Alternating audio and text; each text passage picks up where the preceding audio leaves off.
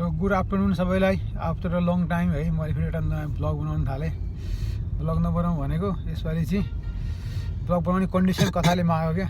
नयाँ ठाउँ, नयाँ बाटो, नयाँ जर्नी, नयाँ एडभेन्चर गर्ने भयो। त्यसपछि वाइ नट रेकर्डिङ इट भनेर चाहिँ सुरु गरेको। अहिले एक्ज्याक्टली म छु बुटवलमा। अनि बुटवलको मौसम यस्तो छ नि, अहिले म देखाउँछु मौसम। 3 दिनको बुटवलमा बसेको, घाम के मान्छे छेउको मान्छे पनि देखिँदैन। मसँग हुनुहुन्छ निरज सर र कुनै बेला त निरज सर पनि देखिँदैन क्या, मान्छे धेरै कुहिरो लागेर क्या। धन्न है गाडीभित्र लाइट भएको हुनाले चाहिँ मान्छे देखिरहेछ। अनि बुटबलमा हामीले हाम्रो प्रोग्राम सिद्ध्याएर हामी कलेजको काममा आएको थियौँ। प्रोग्राम सिद्ध्याएर अहिले चाहिँ हाम्रो यात्रा यो जाउने जाम भएको हुनाले र हामी अप्सनल बाटो खोजेर पोखरा हुँदै जाने प्लान गरेको छौँ। अहिलेको लगभग 1 बजे दिउँसो अब हाम्रो यात्रा। अहिले हामी लगभग ठ्याक्कै बुटवलबाट अगाडि बढ्यौँ। हाम्रो यो सिद्ध बाबा मन्दिर आइपुग्न आँटेको छ। अनि अब यो बाटो हामी 158 kilometre around 55 kilometre around Pokhara.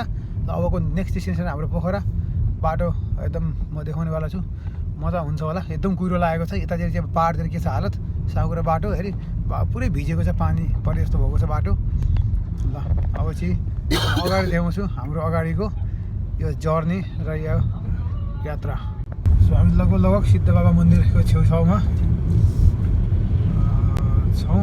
अनि हामी बिहान पनि आएको थियौँ यहाँ मध्याह। बिहान आएर निरज सरले पुरै नुहाइधुवाइ गरेर, यस्तो जाडो है यहाँ, नुहाइधुवाइ गरेर सिद्ध बाबा मन्दिर दर्शन गर्ने भनेर आउनुभएको थियो। अनि म चाहिँ नुहाइकन आएँ। अनि यहाँ दर्शन गरेर हामी बिहान पुगेको। अब यहाँ चाहिँ अब यहाँबाट हाम्रो चाहिँ बुटवल उपमहानगरपालिका इन्डिङ भएर तिनाउ गाउँपालिका पाल्पा जिल्ला। पाल्पा जिल्ला यहीँबाट पाल्पा जिल्ला हो।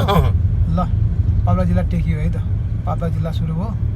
बाटो एकातिर यो तिनाउ नदी छ, यस्तो छ खोज तिनाउ नदी छ तल। अनि डाँडा यस्तो छ, यहाँ बिचमा सानो बाटो। अनि हामी चाहिँ यो बाटो भएर आफ्नो जर्नी अगाडि बढाइरहेको छौँ।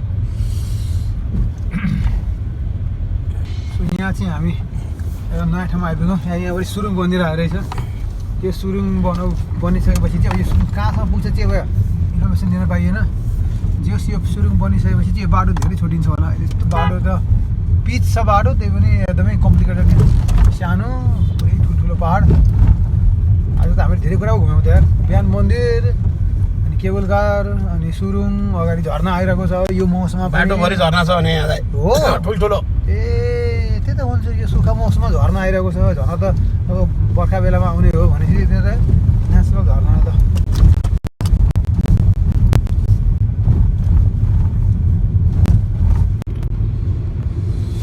सो हामी लगभग 15 किलोमिटर जति हिँड्यौँ होला। तिनाउ खोला क्रस गरियो। जियोग्राफी यस्तो कम्प्लिकेटेड छ यहाँनिर है। घर बन्ने एउटा ठाउँ देखेको छु नि मैले, पुरै ठाडो पाहाड। अनि त्यसपछि बाटो पनि एकदमै सानो र अरू कुरा चाहिँ अलिक क्राउडेड पनि टिपरहरू हिँडेर। अनि निरज सरको पनि आज यसपालि ड्राइभिङ स्किल एकदम टेस्ट हुनेवाला छ, किनभने सानो बाटोमा चिसो मौसममा। अनि निरज सर तपाईँ पहिला यता आउनुभएको थियो? म आउनु चाहिँ आएको छु, आफैले ड्राइभ गरेर आएको छैन। यो बाटो म 2-3 चोटि ट्राभल गरेको छु। ए आफू ड्राइभिङ गरेर फर्स्ट टाइम? कस्तो लागिरहेको छ तपाईँलाई? रमाइलो लागिरहेको छ नि, ध्यान त्यसै रोडमा छ। अब फेरि एउटा वक डिभिजन छ है हाम्रो बाटोमा। के अरे अरू भ्यू यताउता लोकेसनमा हेर्ने हो, बाटोमा हेर्ने हो। तर बाटो राम्रै छ, बाटो राम्रै छ। एक दुई ठाउँमा अलिकति उयोहरू होला, त्यही साँगुरो छ, पहाडी बाटो भन्ने मात्रै हो। अलिकति रोडमा टर्निङहरू धेरै भयो भने अलिक ध्यान धेरै दिनुपर्छ। ल हामीले चाहिँ 3 दिनमा फर्स्ट टाइम घाम देख्यौँ है अगाडि। यति बाटो अगाडि आएपछि 3 दिन भयो, पुरै घामको पुरै नाम निशान देखेको थिएन। आज त बुटवलमा त पुरै बाटै भिजेको थियो शीत परेर। अनि अहिले चाहिँ फर्स्ट टाइम यहाँ घाम देखियो। ए पुरै झलमला छ अगाडि।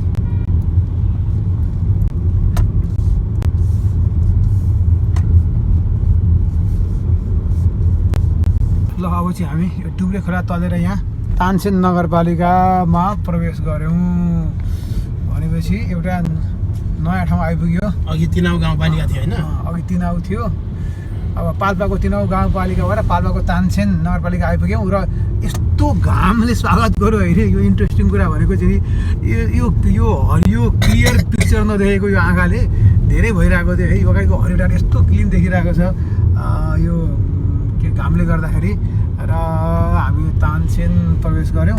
अब हेर्नुहोस् कि यो बाटो यस्तो गइरहेको छ है छेउमा भिरबाट, अनि एकदम मजा भयो। अब कहाँ पुग्छ, तानसेनै पुग्छौँ कि तानसेन पुग्दैनौँ बजार चाहिँ होइन। तर राम्रो ठाउँमा आइपुग्यो र सबभन्दा इन्ट्रेस्टिङ कुरा चाहिँ घामले वेलकम गर्यो। दिरासरको अनुहार अझै राम्रो आइरहेको थिएन होइन। अब घामले गरेर यस्तो अनुहार आउँछ, यस्तो छ क्या मान्छे होइन। घामले नभएको हुनाले चाहिँ यो 3 दिनदेखि डार्क फोटो अब साइनिङ फोटो आउने हो।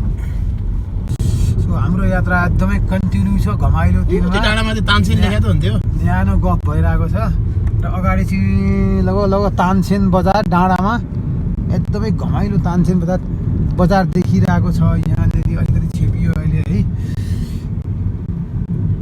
तानसेन बजार। अब मेरो तानसेन बजारै हो र मैले कहाँ देखेको छैन, दिरासरले कहाँ लेखेको भनिरहेको भएको छ। तर यति ठुलो यहाँनिर तानसेनै बजार होला। मैले चाहिँ पहिला एउटा गीत सुनेको थिएँ क्या तानसेनसम्म कि तानसेन घमाइलो जता निर्माया उतै रमाइलो। अनि फर्स्ट टाइम सुन्नु होइन। मैले के सम्झेँ भने नि आजको तानसेन एकदम घमाइलो देखिरहेको छ होइन। घाम आज एकदम प्यारो घाम प्यारो भएर यस्तो लागेको है। जस्ट तानसेन आइपुग्यौँ है। तानसेन इन्ट्री गर्दैछौँ। यताबाट हामी चाहिँ अब यो बाटो पोखरा जान्छौँ, यता अर्को बाटो पनि छुटिएको छ। एकदमै रमाइलो दिन छ है। अब बजार हेर्ने मन थियो, टाइम कति कम भएको हुनाले हामी बजारतिर छिर्दैनौँ। अब यहाँबाट चाहिँ हामी यो बाटो अगाडि बढ्छौँ र एकदम मजा भइरहेको छ। म चाहिँ एकदम इन्जोय गरिरहेको छु। यो हाम्रो लोकेसन हो होइन। मेरो के गर्न आँटेको हो? यो हामीले एउटा भर्खर एउटा खानेकुरा किनेको छौँ कि टेस्ट गर्ने। के भनेको थियो अरे?